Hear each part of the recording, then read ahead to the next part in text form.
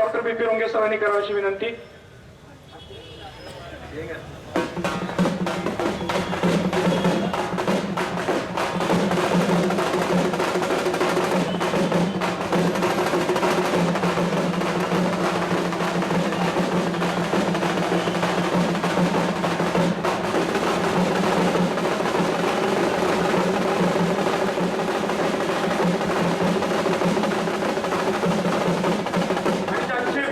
ऐकण्यासाठी आपण तमाम पंढरपूरकर कानामध्ये प्राण आणून वाट पाहतो आहोत.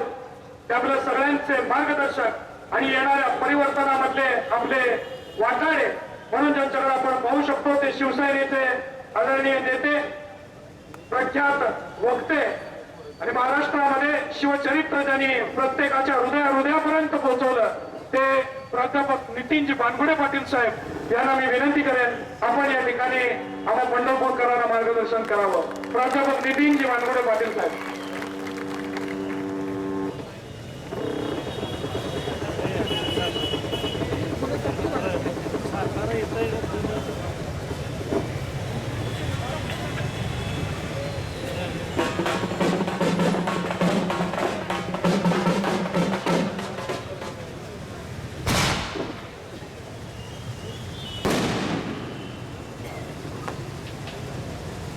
झाले का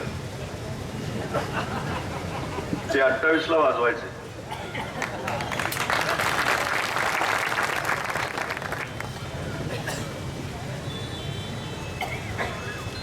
महाराष्ट्राचं कुलदैवत छत्रपती शिवाजी महाराज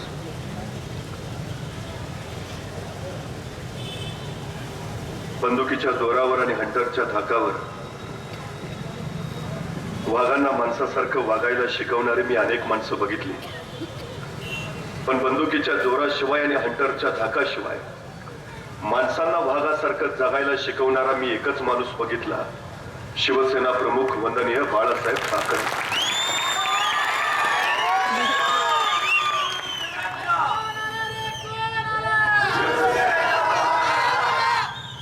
शिवसेना प्रमुखांचा तो विचार वारसा घेऊन पुढे झेपावणारे पक्षप्रमुख आदरणीय उद्धवजी ठाकरे, युवा सेना प्रमुख आदित्यजी ठाकरे,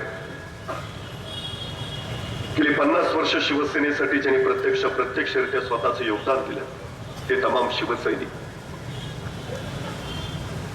पंढरपूर नगर परिषदेची ही 2016ची निवडणूक. या प्रचार सोहळ्यासाठी या ठिकाणी उपस्थित असलेले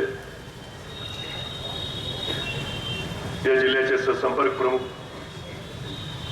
डॉक्टर धवलसिंह मोहिते पाटील, जिल्ह्याचे जिल्हा प्रमुख आदरणीय लक्ष्मीकांत ढोंगे पाटील, माजी जिल्हा प्रमुख साईनाथ अभंगराव, तालुका प्रमुख संभाजीराव शिंदे, शहर प्रमुख संदीपजी केरळे, निवडणूक प्रमुख महेश नाना साठे, रवी मुळे, महावीर देशमुख आणि या विधानसभा मतदारसंघाचे संपर्क प्रमुख आदरणीय संतोषजी माने आणि शिवसेनेच्या नगराध्यक्षपदाचे उमेदवार मान्य डॉक्टर बी.पी. रोंगे सर, उपस्थित सर्व पदाधिकारी, तमाम शिवसैनिक आणि आपण सर्व. पंढरपूर हे अत्यंत प्राचीन शहर आहे. पुंडलिकाने फेकलेल्या विटेवर तो पांडुरंग उभा राहिला आणि विठोबा झाला. माझे माहेर पंढरी असं म्हणत देशभरातनं नव्हे तर जगभरातनं हजारो वारकरी या पंढरीकडे येतात. टाळ, मृदुंग आणि अभंग गेली शतके या पंढरपूरच्या मातीमध्ये घुमतायत. आविर्मुक्त्याचा घमघमाट या मातीला आज सुद्धा आहे. एक आध्यात्मिक संस्कृतीचं देशभरातलं महत्वाचं केंद्र म्हणून पंढरपूर आजही सगळ्यांच्या मनावर अधिराज्य करताय. पण पंढरपूरचा हा इतिहास वैभवशाली आहे. पंढरपूरचा वर्तमान कसा आहे आणि पंढरपूरचं भविष्य कसं असेल या सगळ्याची ही खऱ्या अर्थानं तर निवडणूक आहे. आमचा इतिहास वैभवशाली आहे, आम्हाला वारसा प्राचीन आहे, पण पंढरपूरच्या वर्तमानाची अवस्था काय आहे, पंढरपूरचा नेमका भविष्यकाळ कसा असेल ते आम्ही कधीतरी अंतर्मुख होऊन पाहणं अत्यंत गरजेचं आहे. एकीकडे देवाचा निवास म्हणून पंढरपूरचं वर्णन करायचं आणि त्याच वेळी कचऱ्याचं साम्राज्य म्हणून सुद्धा पंढरपूरचा गौरव करायचा. एकीकडे आविर्मुक्त्याचा घमघमाट आम्ही नकात घ्यायचा, तर दुसरीकडे उघड्या गटारातनं शिसारी आणणारे गंध सुद्धा आम्ही सोसत राहायचे. एकीकडे स्वातंत्र्य म्हणजे 69 वर्ष झाली. 1858 सालची पंढरपूर नगर परिषदेची स्थापना आहे. 1858 सालची पंढरपूरची नगर परिषद 150 वर्ष उलटून आता पुढे गेली तरीही आमचे मूलभूत आणि पायाभूत प्रश्न अजूनही सुटलेले नाही. पंढरपूरच्या पाठीमागून नगरपालिकाहून महानगरपालिकाहून पुणे पुढे गेलं, नागपूर पुढे गेलं, मुंबई पुढे गेलं, ठाणे पुढे गेलं. आम्ही का मागे राहिलो याचा विचार पंढरपूरच्या जनतेनं करणं अत्यंत महत्वाचं आहे. जसा वारसा पुण्याला होता तसा पंढरपूरला सुद्धा आहे. जसा वारसा नागपूरला होता त्याच्यापेक्षा कितीतरी पटीनं पंढरपूरला आहे. पण ही पंढरी मागं का राहील, पुन्हा मुलं राहिली याचं चिंतन मंथन होणं अत्यंत गरजेचं आहे. आजही संघाची सफाई माणसांकडनं केली जाते पंढरपुरात. आजही महिला ढकलगाडीतनं होम दिला जातो. आजही ट्रॅक्टरवरनं महिला. अरे कुठल्या काळात वापरतो आपण? देशभर समृद्धीचं पीक आलं, विज्ञानाचं तंत्रज्ञान एवढं प्रचंड निर्माण झालं, शुद्ध पाण्याचा पुरवठा आम्हाला होऊ शकत नाही, थोडी माखलेले रस्त्याशिवाय आम्हाला चालता येत नाही, खड्ड्याने आमचे मनके घाईला पाठीचे कणे मोडून गेले आणि तरी आम्ही हा सगळा वारसा आणि इतिहास जर सांगत असू तर आम्हीच आमच्याशी प्रतारणा करतो आहोत. ही गोष्ट खरं तर प्रत्येक पंढरपूरच्या नागरिकांना लक्षात घेतली पाहिजे. कुठली निवडणूक कुणा एका पक्षाला सत्तेत नेणारी निवडणूक नसते. कुठली निवडणूक एखाद्या उमेदवाराला खुर्ची देणारी निवडणूक नसते. ही निवडणूक असते तुमच्या माझ्या समस्या सोडवणारी. ही निवडणूक असते तुमच्या माझ्या अडचणी दूर करणारी. ही निवडणूक असते तुमच्या माझ्या 5 वर्षाचं भवितव्य ठरवणारी. या अवस्थेचा दोष मी निवडून आलेल्या उमेदवाराला कधीच देत नाही. दोष जर कुणाचा असेल तर यांना निवडून देणाऱ्या लोकांचा असतो. ही सगळ्यात महत्वाची गोष्ट आहे. ही चूक आपण करतो. ज्याला आपल्या समस्याची जाण नाही, ज्याला आपल्या विकासाचं भान नाही, अशी माणसं जर आम्ही निवडून दिली तर नेमकं होणार काय याचं चिंतन मंथन आपण एकदा केलं पाहिजे. गेली कित्येक वर्ष कुणाच्या हातात सत्ता आहे? कोण इथलं राज्यकर्ते होतं? पक्ष बदलले, माणसं तीच आहेत.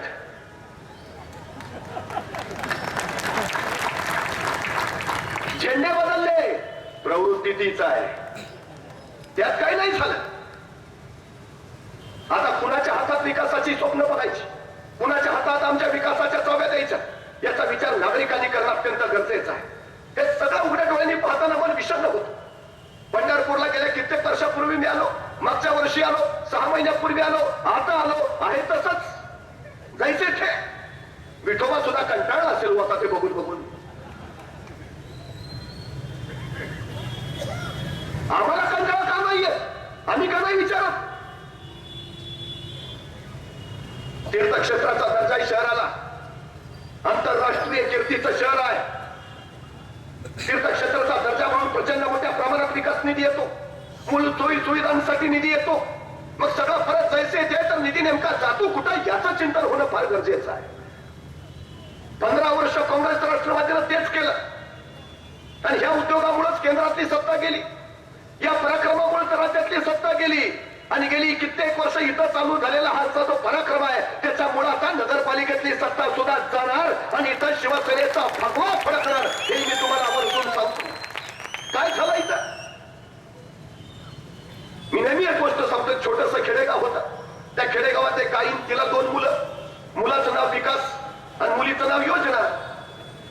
त्याकडे गावात शाळा नव्हती, शेजारच्या गावात शाळा. मग आईनं काय केलं, विकासला शेजारच्या गावात शाळेला घातलं. मुलींना शिकवायची तर पद्धतच नव्हती त्यावेळी, पण विकासला सांगितलं हे बघ तू येण्या जाण्यात वेळ खर्च करू नको, तू त्याच गावात राहा, तिथंच अभ्यास कर, जेवणाची काळजी करू नको, रोज योजनाजवळ मी तुझा डबा देत जाईल. आणि मग इकडं विकास त्या शाळेच्या गावात राहिला. आई सकाळी रोज लवकर उठायची, विकासासाठी चांगल्या चोंगल्याचा डबा तयार करायची, चांगल्या चोंगल्याचा डबा योजनेच्या हातात द्यायची आणि सांगायची जा विकासला नेऊन दे. योजना तो डबा घ्यायची आणि चालत चालत चालत त्या विकासच्या गावाकडे जायची. पण चालता चालता वाटेत तिलाच भूक लागायची. मग विकाससाठी दिलेला डबा ते अर्ध्या रस्त्यात उघडायची, त्यातलं चांगलं चुंगलं खाऊन घ्यायची आणि राहिलेला उरलेला डबा मग विकासला नेऊन द्यायची. हे वर्षभर चालू राहिलं आणि वर्षभर चालू झाल्यावर आईला वाटलं आता वर्षभर आपण विकासला एवढं चांगलं चुंगलं खाऊ घातलंय, विकास कसा आता जाडजूड झालेला असला पाहिजे. वर्षाच्या शेवटी विकास घरी आला, विकास होता तेवढाच, योजना मात्र बदल्यामध्ये खाऊन फुगलेली. पंढरपूरचं दुसरं काही झालेलं नाही. योजना फुगल्यात, पंढरपूर आहे तसंच आहे, विकास आहे तसाच आहे. ही सगळ्यात मोठी अडचण आहे. वाईट याचं वाटतं, अहो आमचा एखादा माणूस एसटीत बसतो, 5.5 रुपयाचं तिकीट काढतो, कंडक्टर त्याला 4 रुपये माघारी देतो आणि तो 50 पैसे सुट्टे नाहीत नंतर देतो. अख्खा प्रवासभर हा कंडक्टरला 3 वेळा विचारतो, कधी देताय 50 पैसे. कंडक्टर म्हणतो देतो, थांब, सुट्टी झाल्यावर देतो. परत एक स्टॉप गेला की कधी देताय 50 पैसे, अरे थांब, सुट्टी झाल्यावर देतो. त्याचा स्टॉप जवळतो, आता तर त्याचे स्टॉप जवळ आला, 50 पैसे द्या. कंडक्टर म्हणतो खाली उतर मग देतो. किंवा एसटीतनं खाली उतरतो, एसटीचं दार आडवं धरतो, द्याचे 50 पैसे. कंडक्टरकडे आमचे 50 पैसे ठेवत नाही आम्ही. तुमच्या माझ्या घरातनं गोळा झालेले 500 कोटी रुपये खाल्ले, तिथं का भांडत नाही, तिथं का गप्प बसतो. 50 पैसे सोडत नाही कंडक्टरला. पण हे कसं आहे चालतं? योजना फुगल्या म्हणजे फुगलं कोण, कुणी खाल्लंय? मागच्या पिढ्यातल्या लोकांना आठवा, ते सांगतील इतिहास यांचा, कोण होते काल, आज कुठं आहे. गाणी म्हणतात काय काय, कोण होता असं तू, काय झाला असं तू. आम्ही मतं देऊन देऊन फक्त वाया गेलो, बाकी आम्ही काही केलं नाही. आम्हाला वाटत नाही इथं आंतरराष्ट्रीय कीर्तीचं आध्यात्मिक केंद्र व्हावं. हजारो वारकरी त्या पंढरीच्या भेटीला, विठोबाच्या भेटीला येतात, त्याला इथं आल्यावर समाधान लाभावं, त्याला स्वच्छ शहर दिसावं, सुदृढ शहर दिसावं, सुखर शहर दिसावं, सुरक्षित शहर दिसावं, सुंदर शहर दिसावं. आम्हालाही सांगताना अभिमान वाटावा, अरे हो हे माझं शहर आहे, विठोबाची पंढरी, तिथं राहतो मी. छाती भरून यायला हवी, अभिमान वाटायला हवा. पण जर रस्त्यानं जाताना नाक धरून जावं लागत असेल तर त्याला काय वाटायला हवं हे आम्हाला कळायला हवं. ही जबाबदारी आमची आहे. दोष त्यांना देऊन काय उपयोग, निवडून आम्ही देतो. आम्हाला निश्चितपणे नागरी समस्यांची जाण असलेला आणि त्याच्यावर कुठलं उत्तर याचं नेमकं भान असलेला नेता हवाय, त्याचं नेतृत्व हवाय. शिवसेनेनं त्यासाठी डॉक्टर BP रोंगे यांना नगराध्यक्ष पदाचा उमेदवार बनवले. एक काळ होता ज्याच्या नावावर जमीन जास्त तो सगळ्यात जास्त श्रीमंत. एक काळ होता ज्याच्या दावणीला गुरं जास्त तो सगळ्यात जास्त श्रीमंत. एक काळ होता ज्याच्या बँकेत पैसे जास्त तो सगळ्यात जास्त श्रीमंत. एक काळ होता ज्याच्याकडे सोनं जास्त तो सगळ्यात जास्त श्रीमंत. आता सगळ्या व्याख्या बदलल्या. आता ज्याच्याकडे ज्ञान जास्त तो सगळ्यात जास्त श्रीमंत, ही नवी व्याख्या झाली आहे. म्हणून शिवसेनेनं पैशानं श्रीमंत असणारा उमेदवार बघितला नाही, ज्ञानानं श्रीमंत असणारा उमेदवार बघितलाय. कारण पैशाच्या बळावर ज्ञान कमवता येत नाही, पण ज्ञानाच्या बळावर हवं ते मिळवता येतं, हे शिवसेनेला पक्क माहिती आहे. तुमच्या विकासाची दृष्टी आणि निश्चितपणे पंढरीची सृष्टी उभारण्याचं काम BP रोंगे सर आवर्जून करतील, हे सगळ्यात महत्वाचं आहे. शिवसेना आश्वासन देत नाही, शिवसेना जाहीरनामा सुद्धा कडक काढत नाही. शिवसेनेचा वचननामा असतो. जगातल्या कुठल्याही पक्षाचं चिन्ह शस्त्र नाही, ते फक्त शिवसेनेकडे आहे. धनुष्यबाण, आणि धनुष्यातनं एकदा बाण सुटला की सुटला, तो परत घेता येत नाही. शिवसेनेने एकदा शब्द दिला की दिला, शिवसेना तो पूर्ण केल्याशिवाय राहत नाही, हे मी आपल्याला आवर्जून सांगतो. त्यामुळे आता निवड आपण करायची आहे. आपण कुणाला निवडून देणार, कुणाला मत देणार? अहो काय काय बघितलं मी, काही पट्टे तर एवढे भयानक, म्हणजे वर्ण केंद्राची एक योजना आली, त्याच्यातनं आपोआप येतं स्मशानभूमीचं काम झालं. मग यांनी त्या स्मशानभूमीचं उद्घाटन ठेवलं. उद्घाटनाचं याचं भाषण चालू झालं. मग हे साहेब म्हटले लोकांची गैरसोय होते म्हणून आम्ही अत्याधुनिक स्मशानभूमी उभारलेली आहे. पावसाळ्यात अडचण नको म्हणून बसायला पत्र्याचं शेडही बांधलेलं आहे. चिखलात अडचण नको म्हणून फरशाही चकचकीत केलेल्या आहेत. कधी कधी लाकूड ओलं असतं, जळता जळत नाही, माणूस हिथंच अडखळतो, म्हणून आम्ही विद्युत दाहिनीची सोय केलेली आहे. त्यामुळं तमाम ग्रामस्थांना माझी कळकळीची आणि तळमळीची विनंती आहे की त्यांनी लवकरात लवकर या स्मशानभूमीचा लाभ घ्यावा. आता हे अनेकांना स्मशानभूमीकडे पोहोचवणारे निवडून द्यायचे, आयुष्याला सुंदर करणाऱ्यांना निवडून द्यायचं, याचा विचार एकदा प्रामुख्याने आपण केला पाहिजे. महत्वाचा आहे प्रश्न आजचा नाही, प्रश्न उद्याच्या पिढीचा आहे. काय देतो उद्याच्या पिढीला आपण? शिवसेनेने त्यासाठी शहराची एक सुंदर संकल्पना मांडली.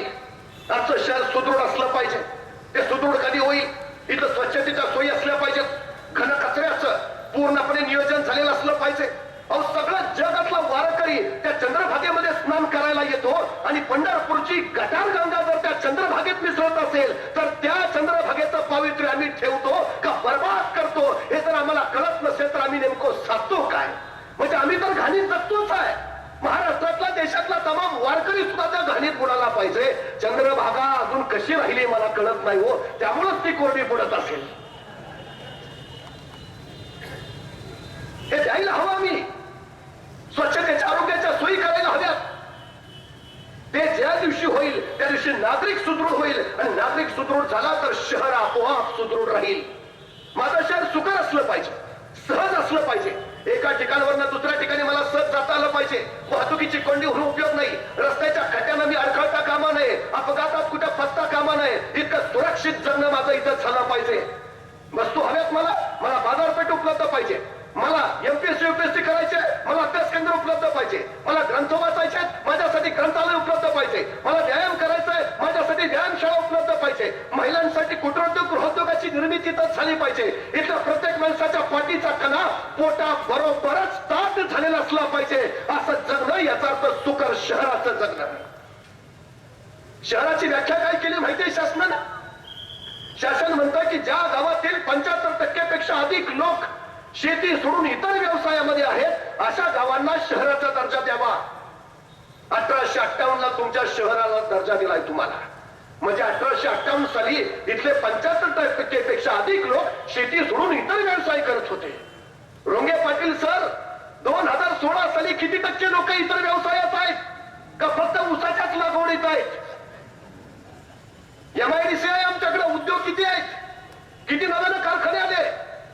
पोरं शिकतात आमची इथं, पण नोकऱ्या करायला पुण्या मुंबईला जातात. पंढरपुरात का नाही रोजगार उपलब्ध होत? पंढरपुरात का नाही त्याला नोकऱ्या मिळत? अरे दुनिया माय पंढरीला सोडत नाही आणि दुनियेची माय असली पंढरी सोडून तिची लेकरं पुण्या मुंबईत जातात. तेवढे आमच्या काळाला सरे कसे पडत नाहीत का? तर पोट्या पाण्यासाठी पंढरी सोडली आम्ही. अरे दुनिया येते पंढरीत, तुम्ही काय सोडून जाता का? तर नाही, जगता येत नाही. जगायचं काय? अबीर मुक्का विकायचा? MA झालेल्या पोरांना काय टिळा लावायचा? विठोबा म्हणत असेल रे कशाला शिकलास एवढं? मग द्या ना त्याला स्वयंरोजगाराच्या सोयी उपलब्ध करून. साखर कारखानदार सगळे त्यांचं साम्राज्य दुसरं येऊच द्यायचं नाही. तर का? ते आलं तर ते तिकडं जातील, आपल्या हातातून निसटतील. मग निवडणुकीला मागो कोण फिरतील? ते शिवसेनेकडे गेल्या म्हणायला येतंय, ईशल का नाही ऊस घालायला? आमच्या हातात ठेवायचे म्हणून आम्ही त्यांचे आयुष्य बर्बाद करायला लागलो. हे सुखर जगणं इथं निर्माण झालं पाहिजे. शिवसेना त्याच्यासाठी कटिबद्ध आहे, त्याच्यासाठी वचनबद्ध आहे. सुरक्षित शहर. माझी बहीण ज्यावेळी घरातनं बाहेर पडेल त्यावेळी शहरात तिला सगळीकडे सुरक्षित वाटलं पाहिजे. तिच्या बापाला काळजी नाही लागली पाहिजे, तिच्या आईला काळजी नाही लागली पाहिजे की लेक एकटी बाहेर गेलीये. शहर इतकं सुरक्षित पाहिजे. माझ्या घरातले वयोवृद्ध वडील ज्यावेळी बाजारात फिरायला जातील तेव्हा ते सुरक्षितच परत येतील असा त्याच्या मुलाला विश्वास पाहिजे. इतकी सुरक्षितता. एखादा अपघात झाला, रुग्णवाहिका वेळेवर यायला हवी, आरोग्य सुविधा त्याला मिळायला हवी. हे सगळं असणं म्हणजे सुरक्षित. हे पंढरपूर सुरक्षित शहर झालेलं असलं पाहिजे. आणि सुंदर शहर. सुंदर याचा अर्थ काय? जागोजागी गार्डन करून शहर सुंदर होत असं नाही. अहो एखादा रस्ता सुद्धा सुंदरतेचं मूर्तिमंत उदाहरण असू शकतं. एखादा पंढरपूरचा राजमार्ग जर तुम्ही बनवला, मध्यंतरी पथदिवे लावले, दोन्ही बाजूला झाडं उभारली आणि त्याच्या बाजूला जर बाकडी टाकली तर एखादा ज्येष्ठ नागरिक रस्त्यावरनं येणारी वाहतूक आणि तिची सुंदरता सुद्धा निहाळत बसेल. एवढी मोठी चंद्रभागा आहे, तिथं चंद्रभागात थीम पार्क आपण उभारू शकतो. हे का नाही झालं इतक्या वर्षात? ज्ञानेश्वर आज नाही जन्माला आले, तुकाराम आज नाही जन्माला आले, चोखामेळा आज नाही जन्माला आले, गोरा कुंभार आज नाही जन्माला आले. हजारो वर्षापासून या पंढरीला तो इतिहास आहे. मग का नाही एखादा थीम पार्क संतांचं उभारायला इथं? त्या विठोबाची भक्ती करणाऱ्या पुंडलिकाचं स्मारक कुठं आहे इथं? शिवसेना वचन देते सुंदर करू शहर, पूर्ण सुंदर. हा वचननामा आहे. शब्द दिला जमलं तरच बोलू आणि बोललो तर करूच. ही सगळ्यात मोठी शिवसेनेची भूमिका आहे. शिवसेना प्रमुखांनी ते शिकवलं आम्हाला. खरं तर इतकी वर्ष या लोकांची सत्ता आहे. रोंगे पाटील मला असं वाटलं आता यावेळी ह्यांचा जाहीरनामाच नसणार आहे. इतकी वर्ष सत्तेत आहे म्हणजे काय करायचंच राहिलेलं नसणार. यावेळी त्यांचा जाहीरनामा कोराच असणार. पण जर त्यांनी जाहीरनामा काढलेला असेल तरी त्यांनी त्यांच्या हाताने तुम्हाला पुरावा दिलेला असेल की आमच्याकडे सत्ता होती, आम्ही काही करू शकलो नाही. हे करायचंय असो विचारा त्यांना. मग मागं काय केलं, इतके दिवस काय केलं, हे प्रश्न आम्ही विचारले पाहिजेत. लोकशाहीचा अर्थ आहे तो, लोकशाहीचं महत्व आहे ते. पण जर यांनी परत ते काढलं असेल, हे झालं पाहिजे ते झालं पाहिजे. मी नेहमी सांगतो, एक गृहस्थ कंपनीत कामाला होता, कामाला गेला, मधली दुपारची जेवणाची सुट्टी झाली, मग सहकाऱ्यांबरोबर जेवायला गेला. जेवताना त्यांनी स्वतःचा डबा उघडला, डबा उघडून बघितला तर त्यात खिचडी. हात केली की म्हटला खिचडी आपल्याला अजिबात आवडत नाही, परत खाल्ली नाही ना. दुसऱ्या दिवशी परत दुपार झाली, परत सहकाऱ्यांबरोबर जेवायला बसला, परत डबा उघडला, परत खिचडी. घातली रे की खिचडी आवडत नाही, रोज खिचडीच. परत वैतागनं खाल्लं. तिसऱ्या दिवशी परत दुपारी जेवायला बसला, परत डबा उघडला, परत खिचडीच. अरे काय बाबा, मला खिचडी आवडत नाही, रोज डब्यात खिचडी खिचडी खिचडी. वैतागला. आणि त्याचा वैताग बघून त्याचा शेजारी म्हणला, अरे बाबा तुला जर खिचडी आवडत नाही तर तुझ्या बायकोला सांग ना की दुसरं काहीतरी बनव, इथं वैतागून काय करतो. तसा तो म्हटला, हे बघ माझं अजून लग्नच झालं नाही, त्यामुळे मला बायको नाही, माझा स्वयंपाक मीच बनवतो आणि मला खिचडी शिवाय दुसरं काय बनवताच येत नाही. आता खिचडी बनवणार हा आणि खिचडीच का म्हणून वैतागणार पण हा. आता जर काँग्रेस राष्ट्रवादी ते भाजपवाले आले, त्यांना एवढंच म्हणा खिचडी करणार तुम्हीच आणि खिचडी कशी काय झाली म्हणणार पण तुम्हीच. आम्हाला अजिबात आवडत नाही, विकास करू, घरी जा. अरे काय प्रकार आहे. आणि तुम्ही या ढोंगाला बोलता हो, फसून जाता सर. शिवसेना विचारांवर चालणारा पक्ष आहे. 80% समाजकारण आणि 20% राजकारण याच्यासाठी लढणारा पक्ष आहे. प्रश्न कुणाचाही असो, तो शेतकऱ्यांचा असो किंवा सफाई कामगारांचा असो, तो कंपनीत काम करणाऱ्या कुशल कामगारांचा असो, प्रत्येकाच्यासाठी शिवसेना सातत्यानं रस्त्यावर उतरली. लोकांसाठी शिवसेना लढत राहिली. पण शिवसेना सत्ता मिळावी म्हणून नाही, पंढरपूरचा विकास व्हावा म्हणून या निवडणुकीत उतरली, हे लक्षात घ्या. आमचं नातं जनतेशी नाही, आमची बांधिलकी सत्तेशी नाही, आमची बांधिलकी जनतेशी आहे, हे पक्षप्रमुखांनी वारंवार सांगितलंय. सातत्य शिवसेनेला तो विकास घडवायचा आहे. आता अनेक जण बोलतात काय काय शिवसेना जातीयवादी आहे. मी तुम्हाला एक प्रश्न विचारतो, या देशात जातपात न मानणारा जर कुठला पक्ष असेल तर तो फक्त शिवसेना आहे, अजिबात नाही. इतर पक्षात तुम्हाला सगळे जाती जमातीचे नेते दिसतील. माझ्या पक्षात नेता दाखवा, हा माळी समाजाचा नेता आहे, हा धनगर समाजाचा नेता आहे, हा दलित समाजाचा नेता आहे, हा मराठा समाजाचा नेता आहे.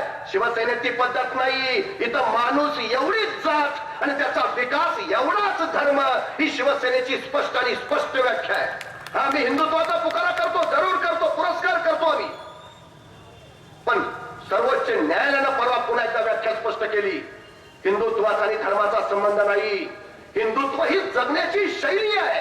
आमचं हिंदुत्व हे आमचं राष्ट्रीयत्व आणि आमच्या राष्ट्रहिताच्या आड जो कुणी येईल त्याला आम्ही आडवे करणारच, नव्हे ठोकणारच, तिचा हिसाब नाही. मग राष्ट्राच्या हितासाठी लढणं हे आमचं हिंदुत्व. हेच कुठल्या धर्माला कधी शिवसेनेनं विरोध केला नाही, अजिबात नाही. 1995 ला युतीचं सरकार आलं, शिवसेनेनं साबीर शेख नावाच्या मुस्लिम नेत्याला पहिल्यांदा कामगार मंत्री केलं. एक शिवसेनेनं राष्ट्रहितासाठी जो लढतोय, राष्ट्र विकासासाठी जो झगडतोय, तो आमचा. बस, आम्हाला दुसरं कळत नाही.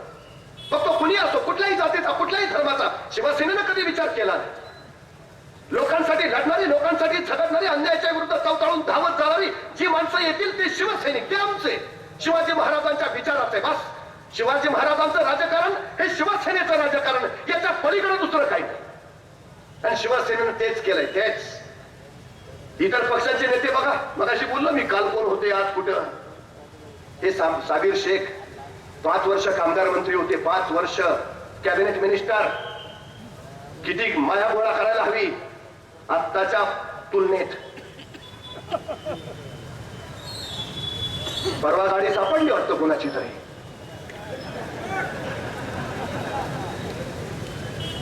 कामगार मंत्री राहिलेल्या साबीर शेखांकडे स्वतःच राहतं घर नव्हतं.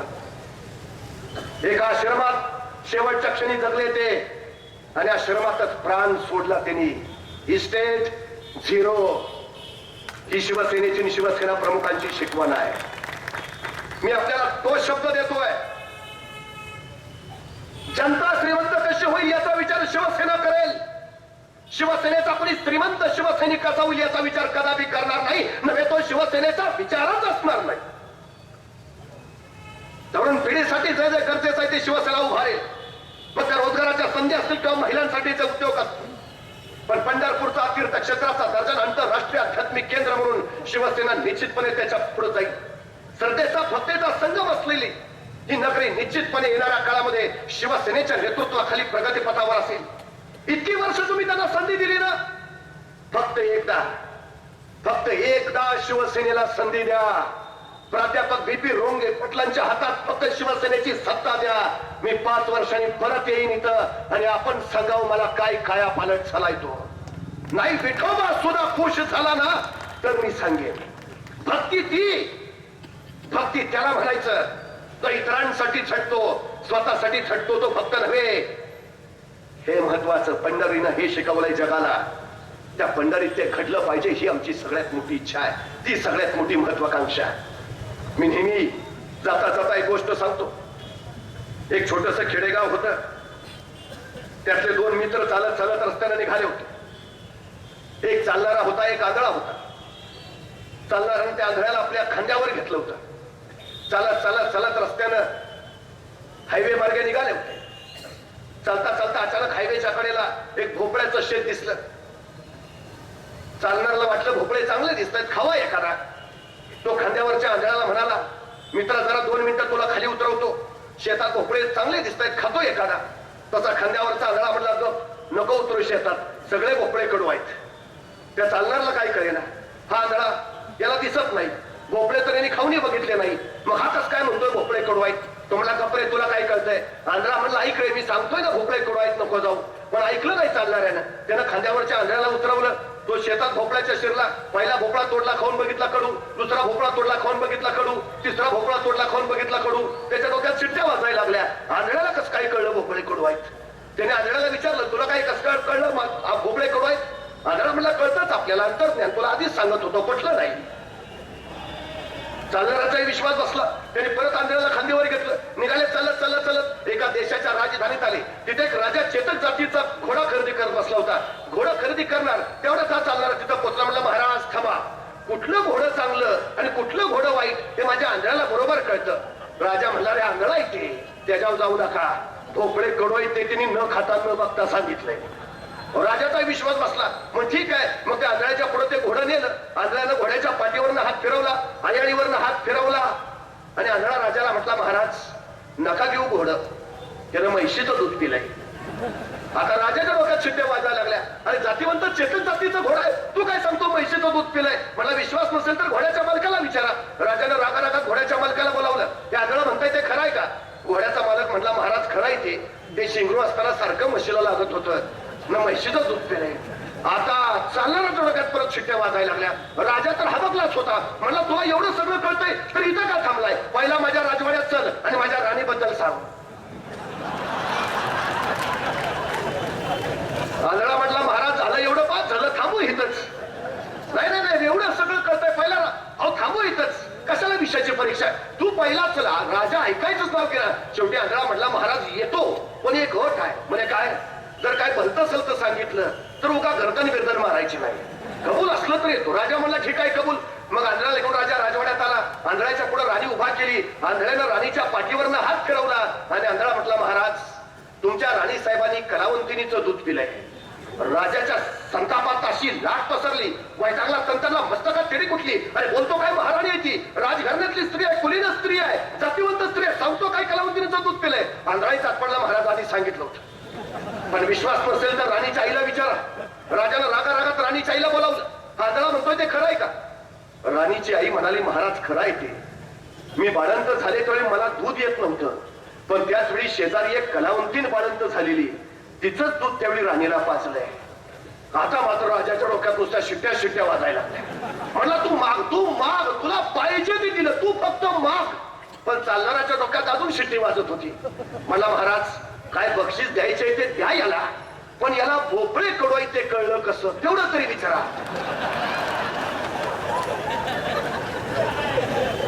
आणि मग राजाने विचारला पहिला प्रश्न, म्हणजे काय रे तुला कसं काय कळलं भोपळे कडवाय? तसा आंधळा म्हणला महाराज त्याचं काय आहे, भोपळ्याचं जे शेत आहे ना ते शेत आहे हायवेच्या कडेला. रोज 1000 माणसं ये जा करतात त्या रस्त्यानं. त्या 1000 माणसांच्या तावडीतनं शेतात एक तरी गोड भोपळा शिल्लक राहील का? उरलेलं कडूच असणार. सांगायला आंधळा कशाला पाहिजे? आणि महाराज राज्यमार्ग आहे तो, महामार्ग आहे.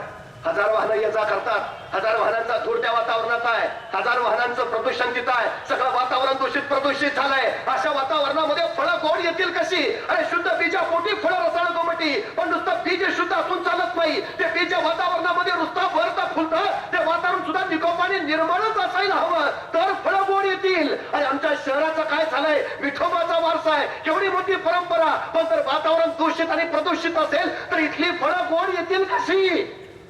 शिवसेना वचन देतीये, पंढरपूरला निकोपानी निर्मळ बनवू.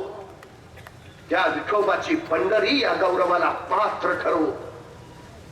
राजानं दुसरा प्रश्न विचारला, माझ्या घोड्यानं म्हशीचं दूध पिलंय हे कसं काय कळलं तुला?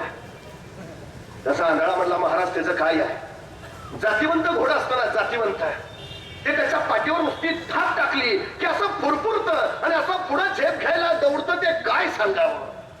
पण ह्या घोड्याच्या अख्ख्या पाठीवर मी हात फिरवून फिरवून दमलो, की जागेवरून हलाय तयार नाही.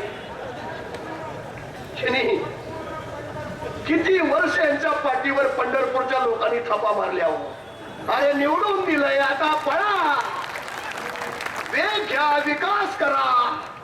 हे जागेवरून हलायला तयार नाही. आता झेपावणाऱ्या पंखांना बळ द्यायला हवं तुम्ही. गरुडाच्या भरारीत ताकद भरायला हवी तुम्ही. पंढरपूरला विकासाची नांदी दुमदवणार त्याच्या हातातच सत्ता द्यायला हवी तुम्ही. ते काम शिवसेना करेल. ही संधी शिवसेनेला द्यायला हवी तुम्ही. आमचे हे सगळे उमेदवार हे झेपावणारे आहेत, विकासाच्या दिशेनं धावणारे आहेत. बस. राजानं तिसरा प्रश्न विचारला, माझ्या राणीनं कलावंतिनीचं दूध पिलंय हे कसं काय कळलं तुला? तसा आंधळा म्हटला महाराज त्याचं काय आहे, कुलीन स्त्री असते ना, कुलीन, ती परपुरुषाचा स्पर्शही सहन करत नाही. तुमच्या राणीच्या पाठीवरनं मी हात फिरवला, ती मला एका शब्दानं बोलायला तयार नाही.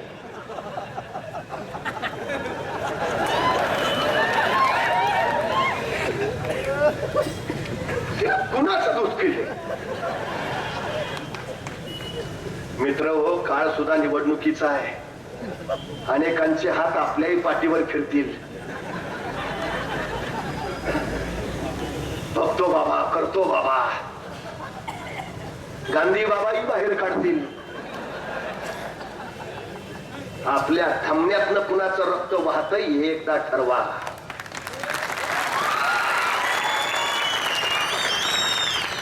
हे रक्त जर छत्रपती शिवाजी महाराजांच्या विचाराचा असेल ना तर भागव्याला संधी द्या. हे निवडणुकीपुरते येणारे जाणारे नकोत, पाठीवरनं हात फिरवून येणारे नकोत. तुमचं माझं रक्त शुद्ध आहे. ज्ञानोबांच्या तुकोबांच्या पावन वाणीनं पावन झालेला आहे. छत्रपतींच्या पराक्रमाने उभारलेला आहे. शाहू फुले आंबेडकरांच्या समतेच्या नाराने ते घडलेला आहे. आम्हाला तो इतिहास घडवायचा आहे. शिवसेनेनं चिन्ह भगवा घेतलं ते तेवढ्यासाठी. हा भगवा साधा नाही आणि कुणालाही तो पेलता तर अजिबात येत नाही. मनगटात रग हवी आणि छातीत धग हवी, तेव्हा भगवा पेलता येतो. शिवसेना तो समर्थपणे पेलतीये. कारण हा भगवा आहे भगवान श्रीकृष्णाचा, हा भगवा आहे प्रभू श्री रामचंद्रांचा, हा भगवा आहे छत्रपती शिवाजी महाराजांचा, हा भगवा आहे शिवसेना प्रमुख बाळासाहेब ठाकरेंचा, हा भगवा आहे रामकृष्ण हरी म्हणत वारीला येणाऱ्या वारकऱ्यांचा, हा भगवा आहे हर हर महादेव म्हणत रणांगणावर धावणाऱ्या माझ्या धारकऱ्यांचा, हा भगवा आहे शौर्याचा, हा भगवा आहे पराक्रमाचा, हा भगवा आहे अस्मितेचा, हा भगवा स्वाभिमानाचा, भगवा अभिमानाचा. आता भगवा फडकूया, चला